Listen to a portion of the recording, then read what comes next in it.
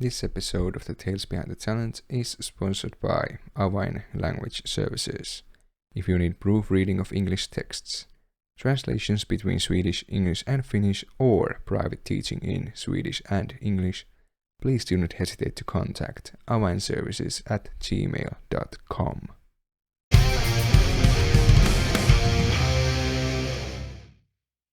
Hello there, dear listener, wherever you might be. Welcome to another episode of the Tales Behind the Talent. And this time my guest is Aku. So, Aku, can you please introduce yourself for a little bit? Hello, my name is Aku Varanka. I'm the vocalist and frontman of Worful, and I'm also a songwriter and a solo artist. Yeah. Excited to be here. Yeah, it's nice to have you. How has it been? Have you been doing okay? Very good myself. Thanks for asking. You know, with all the COVID shit surrounding us, it's been, harder to do music than it used to be, but very good concerning that. Yeah, I think that applies to everyone in some manner or other, in some form or definitely. another. Yeah, but let's get to the first question. How did you get introduced to music in your childhood? Introduced? I recall there always being music when I was growing up. Like, even as a child, I remember like watching movies and being focused on the music that was playing in them. Like, like old Disney movies, they're basically like musicals themselves. And like movies like Tarzan, which I think the whole soundtrack was written by Phil Collins. Yeah. And like great musicians, Lion King had Elton John in it. So I remember like watching children's movies when I was growing up and just like being fixated on the songs as I was watching them. And like above that, my father is a longtime musician, so I just remember there always being someone playing and someone playing different instruments. So I think it always was around in a way. So did you watch those Disney movies in English or in Finnish? Because I did in Finnish and they are completely different, the music and everything. Yeah. So did you watch them in Finnish? Yeah, some of them. But I recall watching like some of them in English as well. Like I watched Mulan in Finnish and English, and then Hercules was one of the movies I watched completely in English. So the songs are completely different since they have different singers in them. And yeah.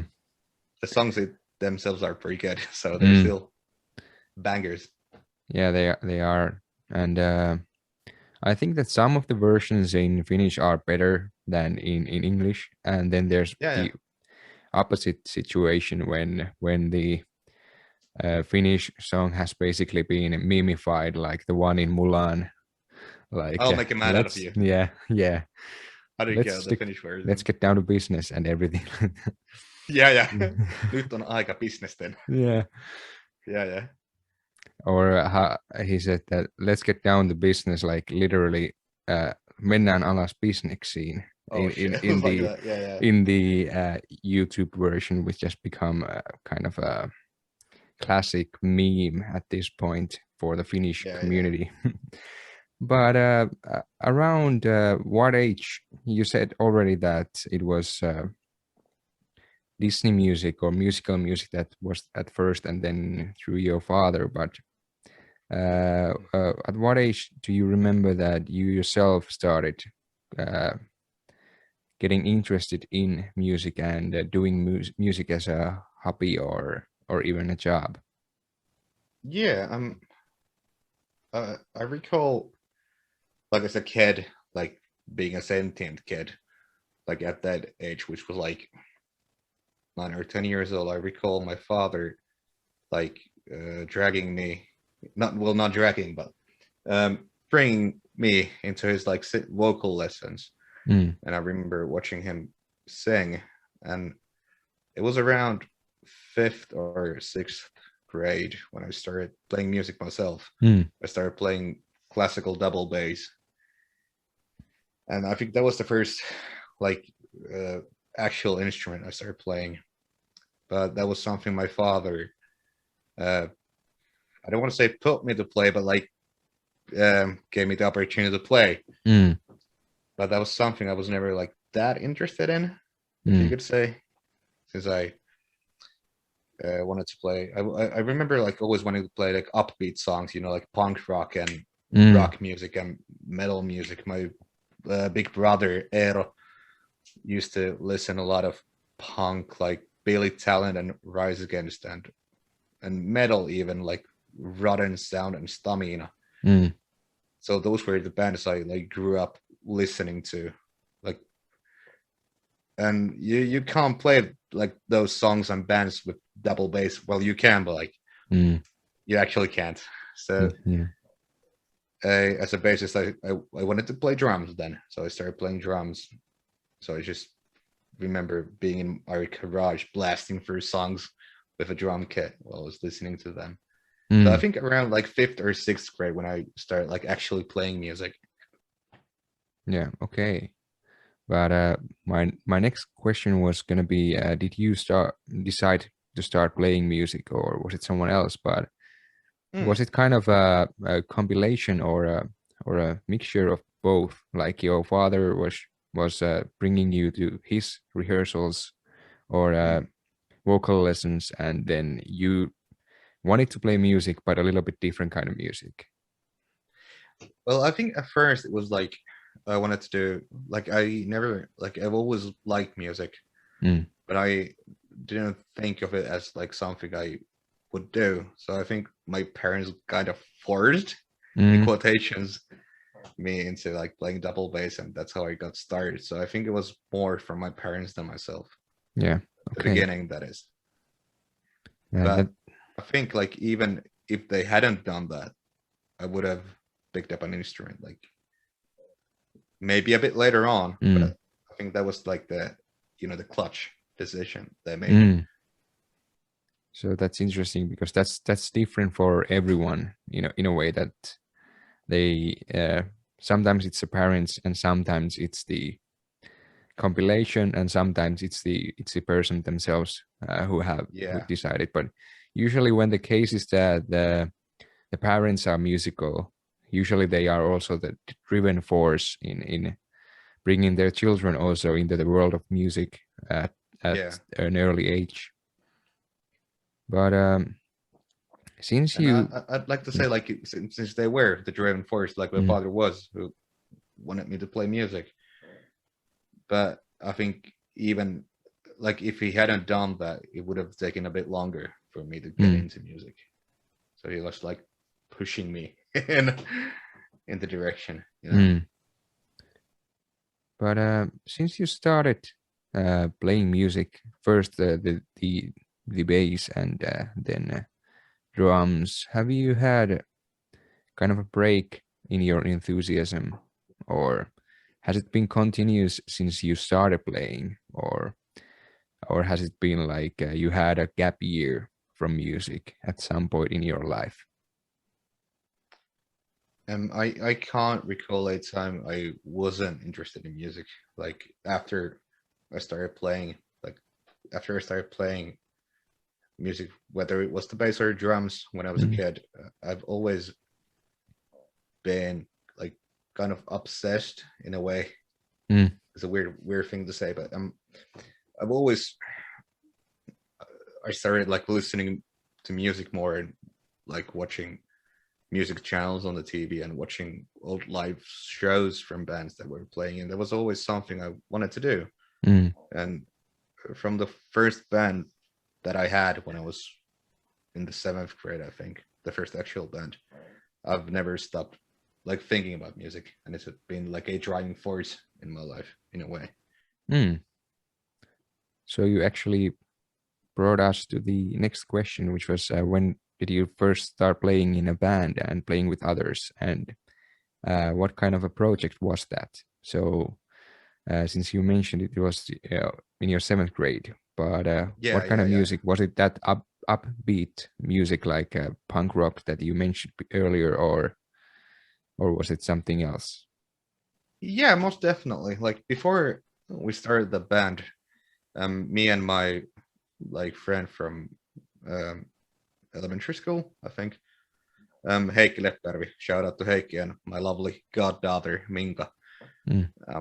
We played together a lot. We were both quite shut-ins as we were growing up, who did not have that much of an interest in school. So I can't recall a recess we didn't spend inside in the music class playing covers, and we played covers of Insomnium, Stamina, old Megadeth songs. And so we just in Flames, we just played together a lot. He was playing guitar and I was playing drums. We weren't that good when we were growing up, but I think that was the first band activity, as two kids playing together and just finding wonders in music around us. But the first band I was in, we were in the 7th grade, me and Heikki, the person I mentioned. We started scouring the internet for we started Googling how to find a band, how to make a band, and it brought us to the website musico.net. Yeah. So, it's been mentioned before on this in this podcast. Yeah, most definitely. Yeah. So that was there's this one page in which you can search for bands or search for musicians, and since I was playing drums and he was playing guitar, he's a wonderful guitarist, and we just started searching for bands that needed any members. And I'm from a small town of Kuivaniemi, which is 30 kilometers off Kemi and E, right in the middle. Yeah. So there were no band activity there, not at all. So we started searching for bands, and we found a bassist who was in the next municipality in E. And he was looking for a band who wanted to play metal songs, metal covers. And we applied, me and Heikki. And after that, we formed a band called, I think the name was Devoid of Caring. The name of the band. I think we just straightly ripped it off of a Insomnium song. I think in the album About the Weaving World, there's a song called Devoid of Caring, so we just ripped that off. Yeah. And we started playing cover songs like Judas Priest and Megadeth and Insomnium, and I think that was the first band I was in. Yeah. An actual band. Okay, that's interesting. But that you mentioned that you got the inspiration for the band from a song, but you also mentioned Judas Priest, and I'm convinced that Beast in Black has taken its name from one of the Judas Priest songs that says something like "The Beast in Black is somewhere." But I'm convinced that Anton Kapanen has taken the name from that and from the Battle Beast kind of connection. But that's not uncommon at all that a younger band takes an inspiration from a song, because it would be maybe too corny or too rude to kind of take the name of the band that they are fans of. No, definitely not. But the song name is a different deal, kind of. It shows inspiration in a way. And but, if you get inspired by Judas Priest, that's always good. It's a great band. Yeah. They've done great things. But musico.net, it's a forum, and it has been mentioned before, and I think it was Jussi from Verikalpa who said that he, if I remember correctly, that he found one of the bands that he has been playing in from that forum, if I remember correctly. Was it Katamenia? Maybe it was Katamenia, or maybe it was the earlier one, but I wasn't sure. But I think that it's still going on, but in Facebook or something, as a Facebook group. But I think that it has been an important part of a lot of young musicians' lives, kind of getting in a forum of like-minded people and getting connected, because at that point, if you were in the 7th grade, it wasn't the social media wasn't that active as it is nowadays. No. So the websites were the way to go back then. And I think there's a ton of bands in Finland that have been founded by with the use of Musiikko.net. Actually, I have to give a huge shout out to Musiikko.net, since that is the reason I moved to Oulu. Yeah. After that band, I moved to Kemi, and I started studying my high school there. And then we formed another band from Musiikko.net, and the band was in Oulu. All the other members were in Oulu, so I had to go from Kemi to Oulu to rehearse. So in the end, I met a bunch of lovely people and moved to Oulu after that. So it's been a huge service. And also that it was nice to hear that it was possible for you to rehearse in your school during the recesses. Yeah. Because I think that's not the case in every school, that they trust like students or pupils that much that they get to play the school instruments unsupervised. Yeah, most definitely not. But I think that has been great for you guys, that you have been able to, because equipment like that, it costs money, and it's hard to just get when you're young. But I think that should be something that should be provided more for young people that are interested in music, because getting to know the instruments is the way to go if you want to start playing music, because it's always nice to dream about playing an instrument, but if you never get to play an instrument, you're never gonna go anywhere, basically, with that. Yeah. And I think that is important as well. But even if it's not a music class you play in, even if it's that, or just a garage you're playing it with your friends, I think it's also as important to just have the space to fuck around as a kid, fuck around with instruments and figuring out what sounds cool and what's something you want to play. So we had cute music teachers back in the elementary school I was in. So they just allowed us to play as a 2-person group. But it's important, and just figuring out different instruments and playing them all together, it's very important. Maybe they saw something in you, that you guys were serious about it. It wasn't like you were gonna break everything up. You were just gonna play. Yeah, probably. Yeah. But when was the first time that you performed with a band? Performed, I think it was around 7th grade with the band I mentioned before, and Devoid of Caring. I think it was a this. I'm gonna count those shows you do in Finnish elementary schools or grade schools, Christmas, parties, not parties, but ceremonies or spring ceremonies. The first actual show was in youth centers in Finland. It was one of those places in E, and we just fixed a set of covers from Judas Priest and Insomnium and Pantera, and we played through the set. Actually, I think we had one original song back then, even, which was pretty shitty, but it was still something we made ourselves. But yeah, around 7th grade, yeah. So kind of a lot of started to happen in a short period of time, if you think about it. You first started playing as a 2-man group, then in a band, and then you had your first shows.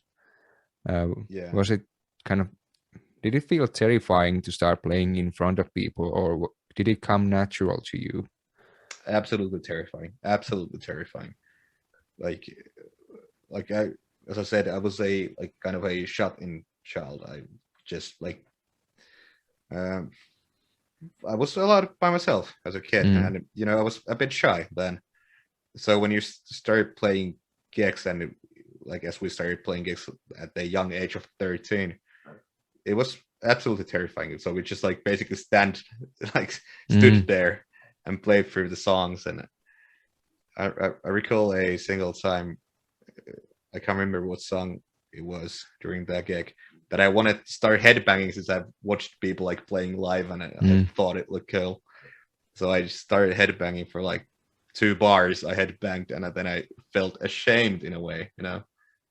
So it was absolutely terrifying. Yeah. So kind of if the whole band is not doing it, it's kind of difficult to just doing it by yourself there as a drummer. We were just kids, you know. Yeah. But as it has been addressed already during these podcast episodes, it's an important phase in every musician's life to get kind of through those experiences, those first terrifying performances, those first gigs when you just play and you don't move, but to kind of get through them, to kind of be able to evolve from that and become a better performing musician in a way. Yeah, it's different to just like play music and to perform as a band. They're like definitely 2 different things, but like they're learning experiences. You need to have those as a kid or when you're growing up. But you have mentioned bass and drums, but I know for a fact that you have been playing electric bass also after that, and and you're now a vocalist. So let's head towards those 2. When did you switch drums back to bass, but in an electric form? And when did you start doing clean vocals and then kind of screaming and metal growling vocals? Yeah, I think I started playing electric bass back when I played double bass, since it was like kind of similar. Electric bass had frets, and so that was a bit easier. So I think I just like started playing at home, listening to the songs and playing through them. Well, I don't think I started playing bass like actually before I joined a band in which I played electric bass, which was the band I actually moved to Oulu for, called Execute the Silent, in which I met a bunch of lovely people. And the vocals, I remember just like singing when I was a kid, like singing when there was a song on the radio I liked or I knew. I remember singing like over the songs. And actually the first, like the gig I did as a full-on singing, like clean singing, was when I was in the 2nd year of high school, I think, when I was like lead vocalizing with singing. So I was kind of shy about singing at first, I think. The growling part, you know, screaming and growling, was a lot easier in a way, since I lived in Kuivarimi, which was a small town in northern Finland, and I liked listening to metal, and I listened to metal a lot, so I just wanted to try to emulate the sounds they were making with their mouths. So I remember there was this field next to the our house, and I remember just going there and like putting my headphones on and listening to Slipknot and Pantera and just like fucking wailing on it, started screaming with no technique and started trying to emulate the sounds. And I think eventually, not in like primary school, not there, but like during the ninth grade or the first year of high school, I just like, I think I got it in a way. It was just a click that happened, you know. Yeah.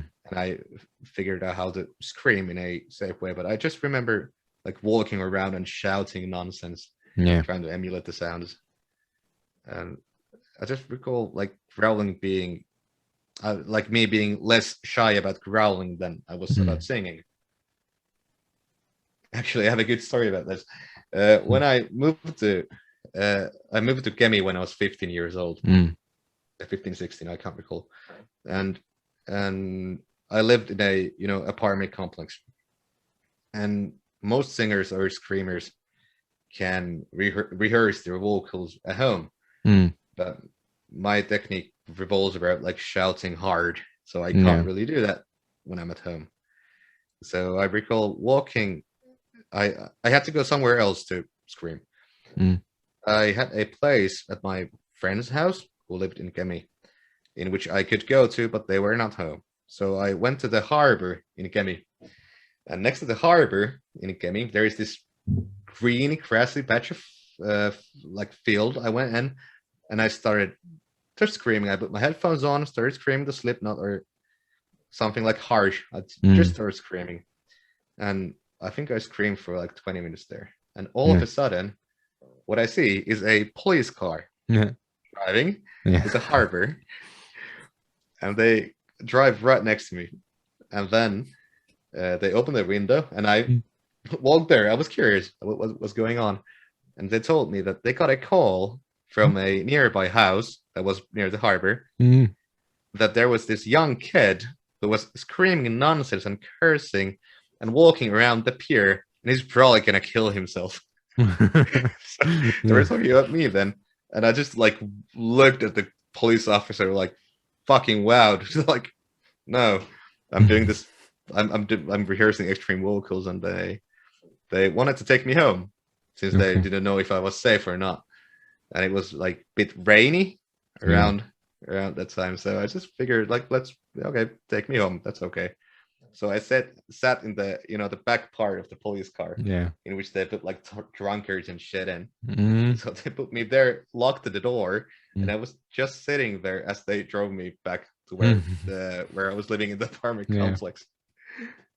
So you took the short taxi, like it's said in Finland, because miekka taxi. Most definitely. Yeah. And it was free as well. And for my foreign listeners, the sword taxi comes from the like the logo, so to speak, or what's the better name? Let's say logo. Emblem. For the emblem, yeah, for the Finnish police, which is a lion that has a sword, and it's called when you take a sword taxi, some usually go to the police station to sober up after drinking. The drunk tank, that is. Yeah, drunk tank. So that was a different short taxi story then. but that's also been a common theme, like getting out there, because it's without disturbing people, it's hard to focus and hard to kind of get it all out when practicing vocals. And it's been a problem also for me when I have been training my vocals. But for Julius from I Am Your God, he was practicing clean vocals, but in the forest, cycling around. Yeah. So that was one of kind of a bit similar experience, starting it kind of getting in your own piece somewhere distant and starting to sing, whether it's growling or anything like that. But when you got the technique, was it like the false chords growling, or was it did you know what you were doing technically then, or was it just okay, I can do this? Yeah. No, absolutely not, since I barely know what I'm doing nowadays, to be honest. So it's like I started like shouting and like then distorting the voice while I was shouting, and that was something that I just like, it clicked on me how to do that before, like without harming myself. So it's like somewhere around false chord, but I'm a shitty false chord vocalist, so I just like shout a ton, like make up for the voice and for the lows. It makes it pretty aggressive, but I it's somewhere around like thrash singing and false chord, I think. It's pretty loud. And you kind of have a seamless style of changing between them also, like today was the last time I just wanted to listen to the EP that you released with Worful, and because I wanted to discuss these with you, and some song, and in many of the songs, it's like you are screaming or growling and then getting towards a little bit cleaner or even clean vocals and then getting back almost seamlessly, and I got to admire that because it sounds very cool. Thanks. And kind of the stage between is the part that sounds almost the coolest. Kind of it's not straight up kind of growling or screaming, and it's not clean, but it's something in between, something that reminds me of In Flames in a little bit. But I think that I also discussed this with Julius, and it was that Anders actually does those parts separately on their tracks, and he was trying to copy that, and he was like, why can't I do this? Why can't I do this? And then it was revealed to him that okay, he does them separately for the recordings. And if you've been to an In Flames show, it's very different. He almost growls the whole show. He doesn't really do that much as much clean vocals or the middle ones as in the records, at least anymore. But still a very cool band. But then, when was the first time you published something with a band that you were involved in? A song, and then maybe something more. I think like when I moved to Oulu, and we had the band called Execute the Silent, and I think we released like a few, or like I think it was one or two demo songs in Mixer or in SoundCloud on not SoundCloud, but MySpace, I think. But I'm not gonna count those. But like an actual release, I think it was in 2012 with a band called Scarm, which I did some fill-ins when I was in high school. But then I joined the band in 2012, and I think the debut album with it a full album. And that was the first time I think I released like actual music to Spotify and YouTube and music videos and such. In 2012, I think. Okay, that's almost 10 years ago. Yeah. I was a kid, back then. But who was in Execute the Silence? There was a lot of guys there. There were 5 guys. Yeah. So at first, like, it was a band we founded with like me and Heikki, the person I talked about beforehand, and we founded it with Kasperi, who we found from Musico.net, and then we started playing, and we had I think somewhere I played drums or bass. I can't recall it. It was like that long ago. But the actual band, when we started doing gigs and such, started when Emily Potte joined the band. Yeah. The singer, and I played bass, and Miika Kilponen was the drummer back then. And then I met with, that was the first time I met with Emily and Kasperi and all the the good friends I have nowadays. So they were the reason I moved to Oulu. Yeah. And me and Emily like lived together for a period of time back then. We all attended the same high school, Musiikkalukio, and I think that was like the introduction for me to go into the music scene of Oulu. That band, in which I like met a bunch of lovely musicians, like the guys that were in high school during the same time as we did. Yeah. And you have been mentioned in this podcast 2 times already, even though... Oh, have I? Yeah. It was the episode with Emily. He talked about the same situation with you. Yeah. And then Ukri also, we talked about Scarm. Yeah. Because he also has been involved in that project. Yeah. And it's also, we also talked about Joel Hokka, who also has been that. But it's all of these kind of I missed that scene. You said that you were introduced back then, but actually one of the like I listened to metal, but I was not from Oulu. I was from Kempele, the municipality a little bit south from Oulu, and I wasn't that into metal then. I listened to some metal bands, but I actually got into a little bit heavier music when I got to the university and actually got to know you and then Juho. Yeah. And I don't know which one of you asked me first to come to your show. I think it was me. I think we were playing in Avire with during that time. Yeah.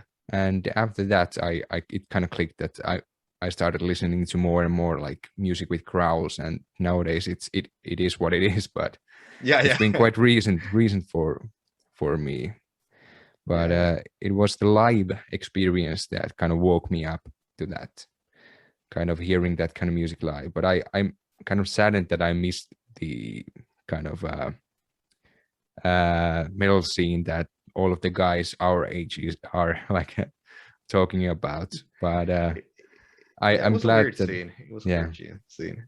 Like during that time, like there were like, and like all of us, we were just like playing gigs in different or same bands, and we were playing like a lot of gigs and like being active in music. And it was a weird age in like music, like at least I'd like to think in like the history of Oulu's music scene, in which like a lot of like kids the same age like did a lot of music. Like love music. It was fun. And I think that's one of the reasons that the music scene is still quite active here in Oulu. Because a lot of, maybe not all of those bands stuck around, but the guys doing it stuck around and started new projects and have been evolving their musical careers after that. And I think that it's been an important scene, an important community for the scene that is today, I think. But I think that we can head towards your current projects now. So you're the vocalist of Worful, but you were I interviewed you a year ago with my radio show, and it turned out that you are also the main songwriter for that band, or do I remember correctly? Yeah, most definitely. Well, like not the main songwriter, but like at least up there. Like I write a lot of songs for that band. Most definitely the guys in the band write like songs also as well. But yeah, you remember correctly, and that's the band. We're doing music now. We did like we started this band in 2018, drunk in a bar. As I recall, meeting my cousin and his friend Juho, and they had a band themselves, and they met me and we started drinking together. As my cousin recognized me and they needed a vocalist for their band, so I joined in, and we started like forming the project even further, and that's how we got into Woeful. And what was it like the year after that you published your first single? Yeah. It was a year after. We rehearsed for a year. For 4 guys in the band, this is the first actual band they've had. But they're like super talented, so they've been doing great. But we rehearsed for a year and did music for a year, and after a year had passed, we released our first song called Bow to Nothingness. And sometime after that, you also had your first show. In the same winter, I guess. I think it was like October or November when we released the song, and during that time we played our first gig with this band in Rovaniemi with I Am Your God. And I think that it's a good combo, you and I'm Your God, because I think that you guys, you are the two kind of bands that are very young but keeping the like modern melodic death metal, melodic thrash scene alive, because there's been a lot of good bands doing that for some time, but you are bringing like new energy to that. You both, you and I Am Your God, and I think you both have a really international sound already, even though, and I think that it has to be something like something to do with the fact that you already have experience in the field, at least some of you. Yeah, most definitely. And you need like fresh blood in the field. You need like fresh young blood, like obsessed mind doing what they do in the field. And like I Am Your God, like superbly talented band, and it's like something I think the both of us as bands are doing something we loved listening to when we were younger, and trying to like not emulate it but do it with a twist and make it like like putting it into a overdrive, yeah, in a way, bringing some modern aspects to it, most definitely. Yeah, and I think that you also had a show in Oulu at Heavy Mesta. Yeah, in January, if I recall correctly. Yeah, in which we played together with I Am Your God once again. Yeah, and it was one of the last shows I think that I saw before the COVID situation. Wasn't it in the early 2020? Yeah, I was like in the end of January, I think, like 31st.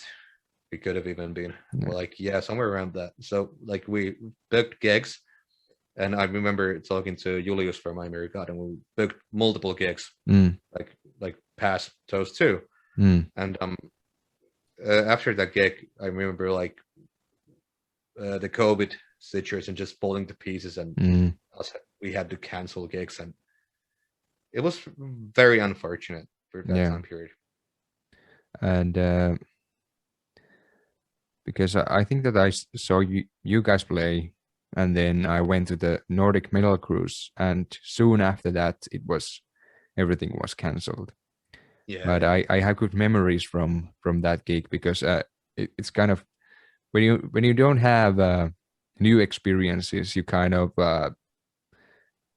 start to reminisce the last ones that you have had, and that's one of the last ones. And I think that it was a very good show, even though it was the first time like seeing you live, and probably the second time seeing I'm Your God live, because they had like 4 shows in a incredibly short period in Oulu, and I went to see 3 of them, I think. Yeah. But I was impressed straight away. And it's been unfortunate to have this situation, but hopefully it's heading towards a better future. But and there's always like stuff like going behind the band. People are always writing new songs and figuring out new releases. That like there's like, even though it's unfortunate, there's nothing to be shy about. Like people are doing their thing. Musicians keep doing their thing. Yeah. Even when it's harder. And I ask this from everyone, and it totally depends or depends on the person, because it's different for everybody. But when was the first time that the hard work that you have done with music has started to pay off, and it like I said before, it isn't necessarily about money or fame or anything like that, but just for you personally, like you have been doing this for a while. So when did it feel like, okay, this is something that I really want to do? Yeah, like I think that like the first times we started playing together, like as kids, we were just like fucking around with the instrument. That was the time I figured out like this is something I want to do. But about it paying off, I think it's each show, each time we do a show with Worful or with something else I do, like as a solo musicians, or each show I've done in my life, like after each show, there's an ecstatic feeling like nothing can compare to. There's while you're performing, there's a rush of adrenaline nothing can compare to. So just to be able and just to have the chance to experience that feeling is when I like think that I've like done something like valuable, or well, not valuable, but just like something that has paid off in your words. Yeah, it's the feeling you like. Just the live shows, they're the most amazing thing one can do, in my opinion. And I think that has been the same situation for a lot of my guests. Like that feeling when you play live is the one of the facts that keeps you going. But like you mentioned, you also been doing gigs as a freelance or session musician. Yeah. So how did you end up doing those, and how has it felt in comparison to kind of playing with your own bands? Well, that's an interesting question. The freelancer thing, or just like filling in with bands, like I've filled a ton of spots for like the bands around the age of people that started playing when we started playing. But I think it started just because I was like obsessed with just playing, and I wanted to do music. I wanted to do more and more. So every chance I got growing up, I just went, learned, and played. The solo stuff I've done, or I'm doing nowadays as well, is something just like it's something you can't stop thinking about. So it's like this little tick in your head. Just keeps bashing your skull and just keep going. And even though like even if you crush your skull against the wall is man-made, but your will is eventually gonna be stronger than that wall. You're just gonna bash your skull through that wall. And I think that one of the solo things that you have done, we got to hear exclusively on the radio show that I had. Yes. But has that project still, is it still going on? Yes, actually, thanks for asking. It is. And this summer, I'm planning on doing a release on that project. I've been working on it, like low-key, low radar during this whole time. So I'm excited about that as well. So it's in Finnish? That song is in Finnish, but I wanted to do like a song in Finnish as well, but there's going to be songs in English as well. Yeah. But I've never like been good at writing in Finnish, so I just wanted to try that as well. Okay. Release a song in Finnish. And it was interesting to hear you sing Finnish. I think that was the first time I heard you sing in Finnish, at least on record, because yeah. It's always different, because I think that the person's voice changes a little bit when the language changes, because of how you pronounce things and everything like that. And it was different and interesting, and really looking forward to something new from that project. But we discussed a little bit about Avire, but do you want to say something more about that? Because we just briefly mentioned it. Yeah, Avire was a band I joined when I was doing civil service in Oulu, and I guess it was around that time. And I met a ton of talented musicians from that band as well, like our common friends, Sami Knuutinen and people like those who played in Verikaupa nowadays. We had a band called A-Wire back in the day, and it was like this progressive, heavy music, and that was the second band like I actually like full on was the frontliner of. Like before that, I was we had a grindcore band called Diversion where I frontline, but that was like the second actual band where I like had to challenge myself with the vocals and singing while I was doing vocals and stuff like that. Even though we did like a few gigs, we never released anything short of a demo. But it was a great learning experience about being a vocalist and growling and singing at the same time, and about not compromising your voice and how to like keep yourself healthy, keeping your throat healthy while you're doing all this crazy stuff like vocalists do. Yeah. So that was one of the first like that heavy shows that I actually saw live. Yeah. Was with that band, and it's been a wild ride since that. And, I can imagine. Yeah, but nowadays heavy metal podcast and all. Yeah, nowadays I almost listen to exclusively like almost heavier than that, very heavy. But I think that as you said, as an important learning experience, you had the kind of singing, both singing and growling, and it has helped you with Woeful nowadays. I think that you've done that. Yeah, most definitely. It's like I think singing and growling at the same time is something like you just in my opinion you just have to like do a lot of like when I just like mentioned like bashing your head against a fucking brick wall, you just like do it enough, and after that your like the whole body and your diaphragm gets used to it, and you can do it like safely, and you can do it like reliably when you're doing live shows.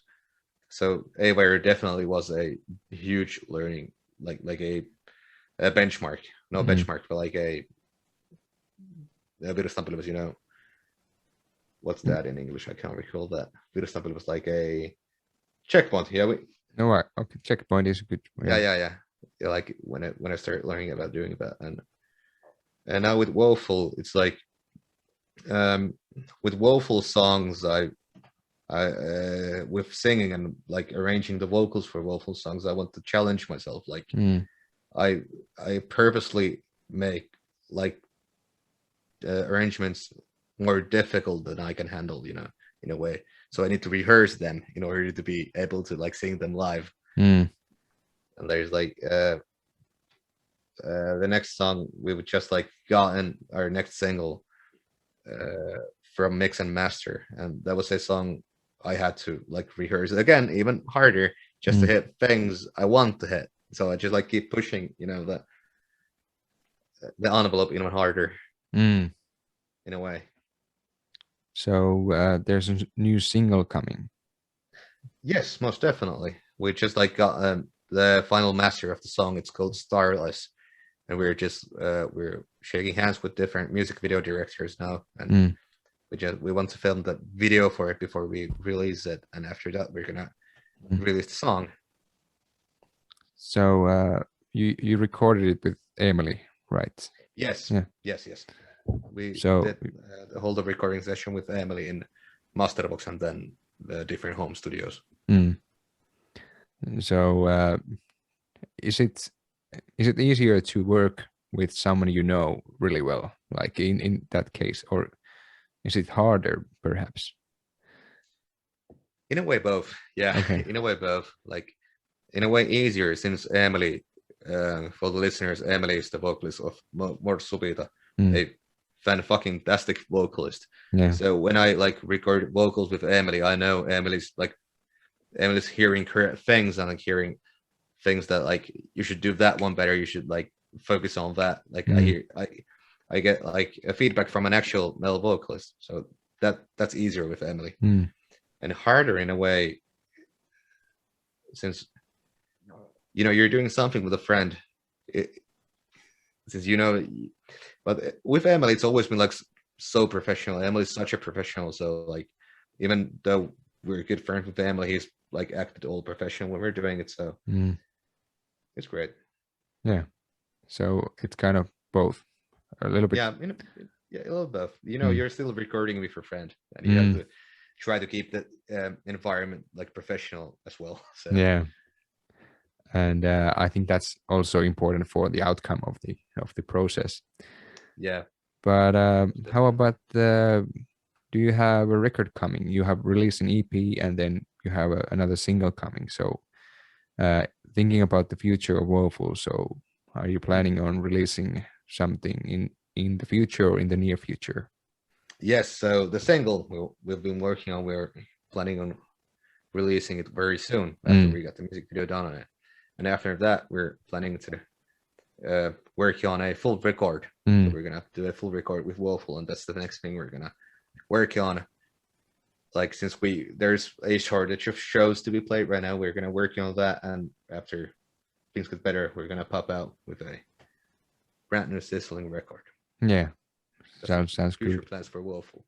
And it's kind of people always say that, why didn't you release the album now? Or why haven't you just recorded? But it's pretty common to think that way, but it's not that simple to just go and record an album. You need resources for that, and then for it in the era of streams and everything, you kind of need the perfect timing for the publication to kind of get the bang for your buck in a way. If you usually it's the live shows that really kind of push also the streams, because people who go to the gigs maybe go and see a new band, they maybe start listening to the band and tell their friends and everything like that. But just a new band releasing an album without the gigs and without the extra boost, it's difficult nowadays with the streams. Yeah, most definitely. And like since we're a new band with Worful, we've been working for somewhere around 2 years now. So you have to wait for the correct time. You need to have something to boost the shows, as you said, or the listenings, as you said. Like, shows are a good way of doing that. And I think like all of us musicians and like people included are just waiting to get back on stage and get back on hearing people playing live. And I actually have I think that after all of this, like this is eventually gonna blow over. We're gonna like get used to a world without COVID once again. People are gonna attend a fuck ton of shows after that. Like, people are gonna like do like they're gonna figure out what they've been missing on. Even the people who didn't go to shows, they're gonna figure out, fuck, I want to go to see a band playing live. Yeah. So I'm just waiting for that time to come. Yeah. And it's coming. And squeeze in like among the first that are playing, because I think that most definitely that boost is there's gonna be a boost for gigs when it's allowed again, and people are just gonna go, whether it's a band that they know or a band that they don't know, just go and see live music. For me personally, before COVID, I worked at the venue as a bartender server, and before that as a stagehand. So it was, I usually went to one gig as a customer during the weekend, and I worked at one gig. So it was 2 live shows every week, and I've been missing that a lot. And I really hope that I'm gonna get back to a similar experience. At least, maybe I'm not gonna work anymore since I graduated and everything, but at least to be a customer and see my friends play on stage and to feel the music live.